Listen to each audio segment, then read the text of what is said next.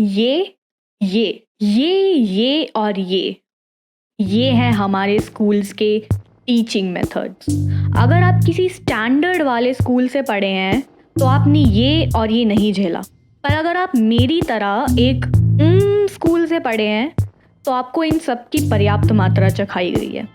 मेरी पूरी school life के दौरान मेरा एक ही सवाल था, क्यों? क्या सीख रहे हैं हम इससे? क्या चाहते हैं ये लोग? मैं क्या करना चाहती हूँ? इस आखिरी सवाल का जवाब तो मुझे अभी तक नहीं मिला, पर मैं ये ज़रूर जान गई हूँ कि हम क्या सीख रहे थे।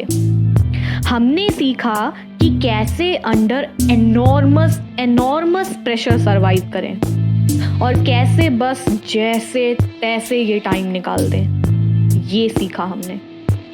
तो सवाल ये है कि आखिर ये मेथड्स बंद क्यों नहीं होते? मुझे पता है कि अब कई स्कूल्स में कुटाई वुटाई बंद कर दी है, पर क्या सिर्फ पिटाई ही हार्मफुल टीचिंग मेथड्स में आती है? For example, publicly humiliating a child, यानी किसी बच्चे को सबके सामने शर्मसार कर देना।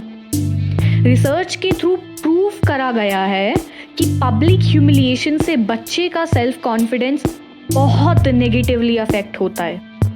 और फिर घर पर माँ बाप बोलते हैं कि कैसा बच्चा है हमारा, कुछ बोलता ही नहीं किसी के सामने।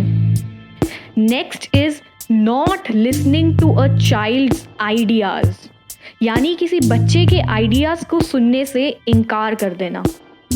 और इस सिचुएशन की आयरनी देखिए आप। आज आप किसी भी स्कूल में बच्चे का एडमिशन करवाने जाएंगे तो वहाँ ब्रोशर में क्या लिखा होता है? We support a child's creativity. We encourage the child to be creative. Creative.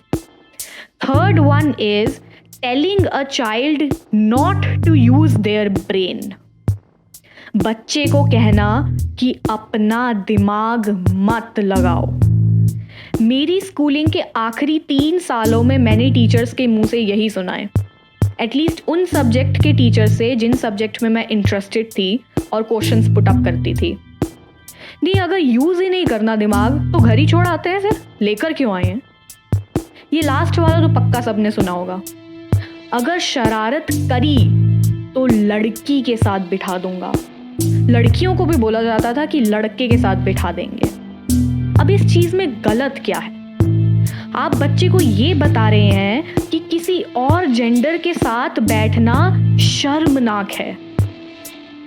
अब यही स्कूल्स ट्रांसजेंडर बच्चों को क्या ही एक्सेप्टेंस दिलवाएंगे जब मेल और फीमेल जेंडर में ही इतना वाइड सेपरेशन है। बिलीव मी, अपोजिट जेंडर के कंसेंट के साथ बैठने से वो क्राइम्स नहीं होते जो क्राइम्स इस तरीके से उनको सेपरेट करने से होते हैं। अब सवाल ये है कि आखिर इन टीचिंग प्रैक्टिसेस को रोका कैसे जाए? तो बात ये है कि अगर हम एक्सपेक्ट करें कि ये सारी चीज़ें एक साथ खत्म हो जाएं, तो वो कुछ ज़्यादा ही आइडियलिस्टिक थिंकिंग है, कुछ ज़्यादा ही बड़ा गोल है। बट इसका मतलब ये नहीं है कि कुछ करा ही ना जाए। कुछ तो प्रोग्रेस होनी ही चाहिए। इसी प्रोग्रेस के बारे में मैं बात करने वाली हूँ अपनी नेक्स्ट वीडियो में, about our new education policy. कैसे ये एजुकेशन पॉलिसी इनमें से कुछ चीज़ों में सुधार लाएगी।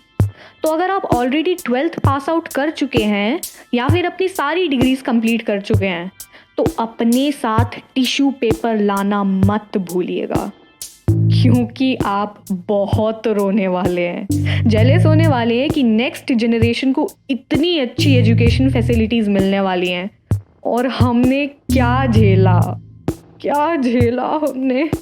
I'm already crying. See you in next video and subscribe my channel for more content like this.